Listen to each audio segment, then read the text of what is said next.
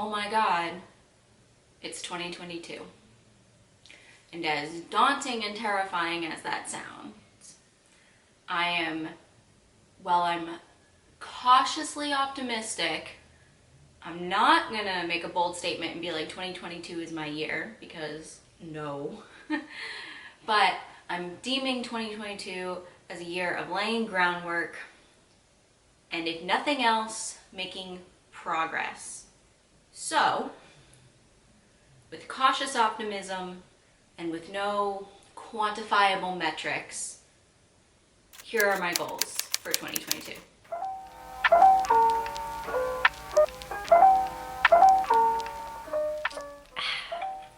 As cliched as it sounds, I fully intend to start drinking more water and being a little less reliant on caffeine, she says, as she has a cup of tea on her mug warmer. I can't say that I'm particularly someone who doesn't drink water or that drinks a lot of caffeine. I'll usually have 1 cup of coffee in the morning, and if I really need that push or I've got a headache, I will drink another cup in the middle of the day just to give me that last push throughout the day. I don't have a diagnosed sleep disorder, but I don't sleep very well as it is, and I was doing, a fair amount of research, and while generally caffeine doesn't hurt your body, it doesn't necessarily help your body. And since I do sometimes drink a cup in the middle of the day, probably around 2:30, that's enough to keep me awake at night. And it's also enough to give me headaches if I don't have a single cup in the morning, and I just don't want that. So I would like to be less reliant on it. The main part for me is that it's not that I'm cutting it out completely, because we've all heard those people that when they say they cut out caffeine completely, they have a holier than thou attitude. No, that's not the point. I get it. I genuinely love the taste of coffee. I absolutely love tea. But like I said, the sleep thing, it's just, I'm someone who suffers from nightmares. I had a nightmare last night because I had a cup of coffee probably at about 4 o'clock in the afternoon. That was my own fault, and I was up. Well, I fell asleep at like midnight, woke up at 3, couldn't get back to sleep until 5, had a nightmare between the hours of 5 and 9, and it was just a mess. So if anything can help my sleep schedule, it's probably by not having that second cup of coffee during the day. And if I drink more water, I'll probably better sleep and be less reliant on it, and drinking more water will hopefully make me feel fuller, give me more energy, just overall be, more hydrated and all the things that water is good for. That's the plan. Drink more water. And yeah, I also bought a ton of stickers from a small shop to put on my water bottles to, just encourage me to not only have an emotional support water bottle, but to actually use the water bottle.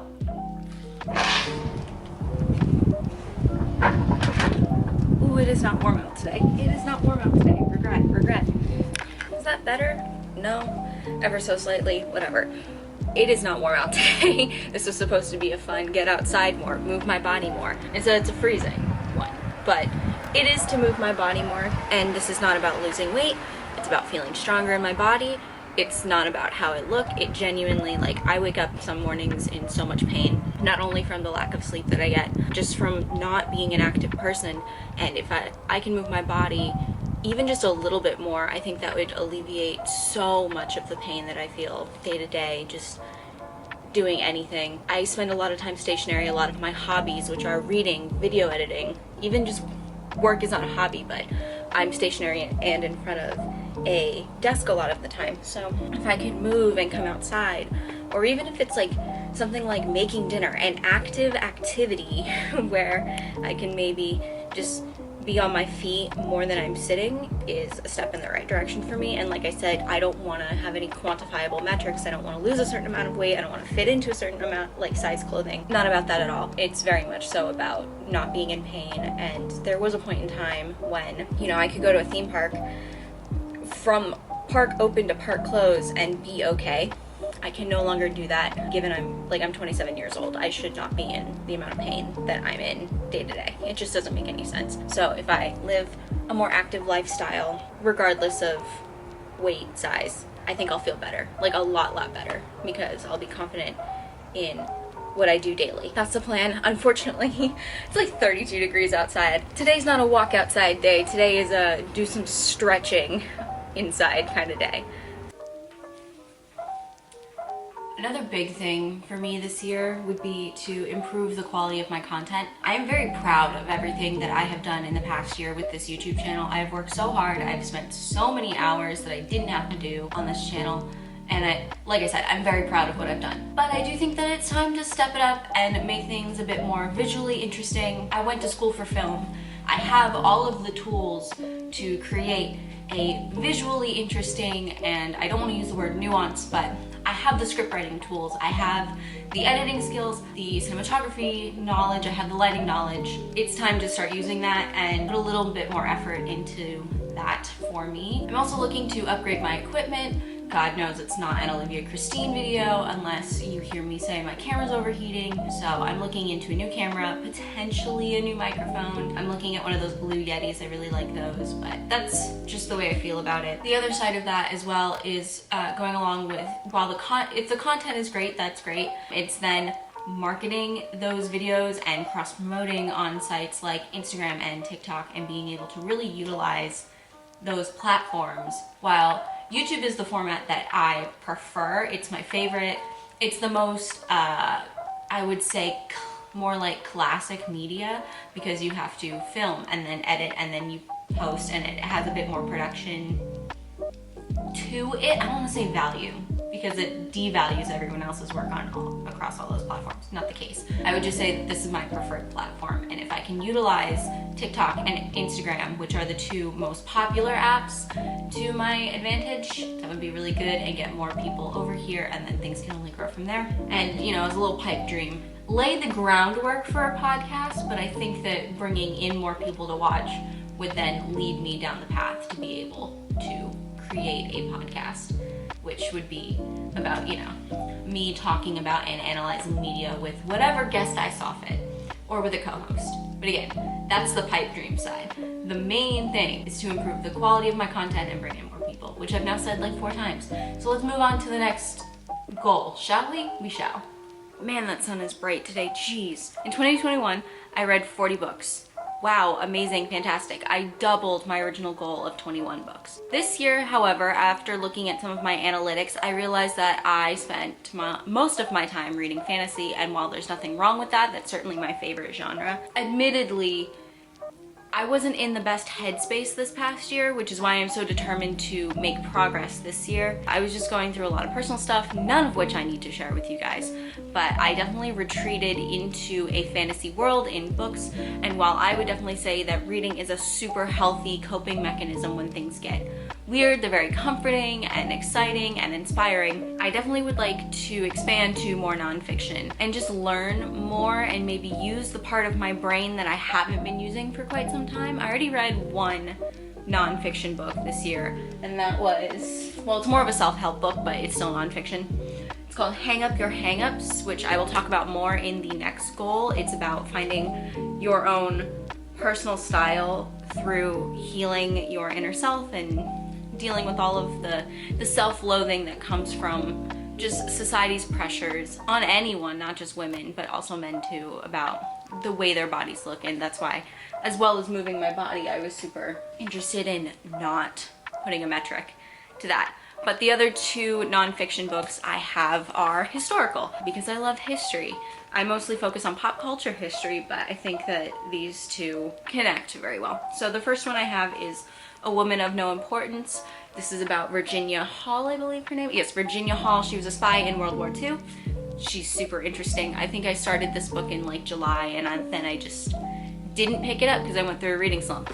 And then the other one I have is A History of the World in 6 Glasses, and it tells the story of human history through, I believe it's wine, beer, spirits, Coca-Cola, coffee, tea, and that's it.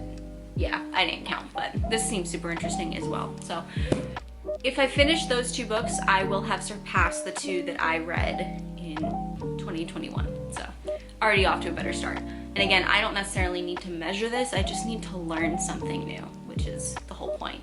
The goal is still 40 books, if not 45, but we shall see. And you can follow my reading progress on Instagram. I'm only going to post it on my Olivia's Awkward Instagram. There's not going to be a whole other separate bookstagram for that, because like I said, better at cross promoting things. And let me know if you would like to see reading vlogs. That was just a quick little idea I had. Ooh, this is the big daunting part.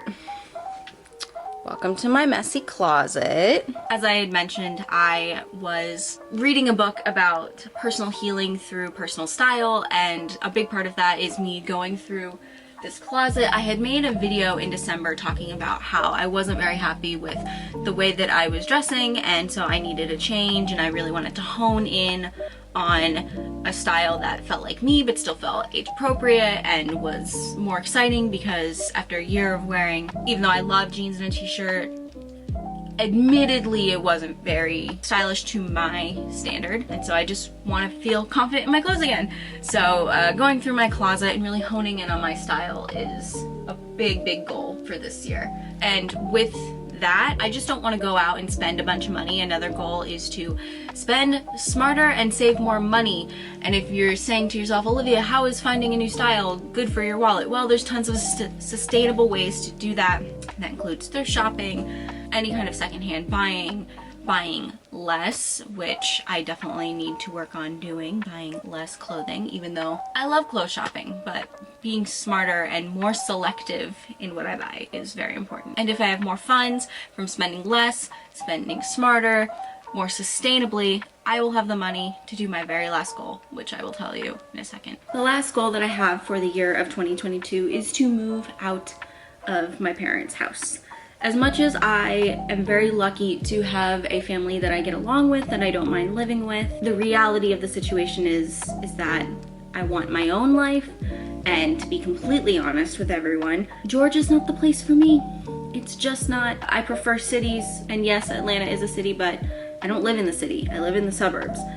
And yeah, as many of you know, I think I had mentioned during Vlogmas that I applied for grad school in Southern California. I would like to move out there, move back there. I did live there for about 6 months during my college program, my Disney college program, and I think I mentioned this before, I was going through some stuff, so it wasn't the right time, but now feels like the right time, feels like the right place. And even if that doesn't work out, I have a backup plan, which I won't vocalize here because it doesn't need to be vocalized until it becomes a thing, kind of thing. So yeah, I would like to move out, even if it doesn't happen this year.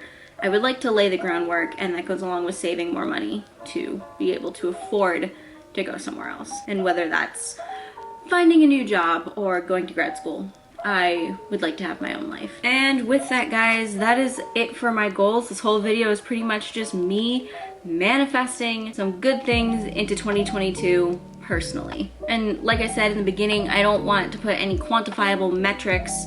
That doesn't work for me in my brain. I learned that the hard way, that metrics make me feel like a failure, even if I'm off by one. And I wanted these goals to be flexible and attainable, which is why it's things like save more. If I save anything, it's a good day. If I move my body just more than I did last year, good thing. If I read more nonfiction than I did last year, it's still progress. So 2022 is a cautiously optimistic, because we're still in a pandemic, year of progress. I'm excited for what the future holds, and I hope you guys can share some of my cautious optimism. I've said that now 5 times. Take a drink every time I say that. Thank you guys for watching. Please share some of your goals in the comments. We can talk about them, talk about the idea of non-quantifiable metric goals. And yeah, thank you so much for watching. All social media is linked in the description below. Much easier to reach me on Instagram, and I will see you guys next week. Happy New Year. Back to the grind of videos once a week, and I hope you all have a fantastic day. Bye.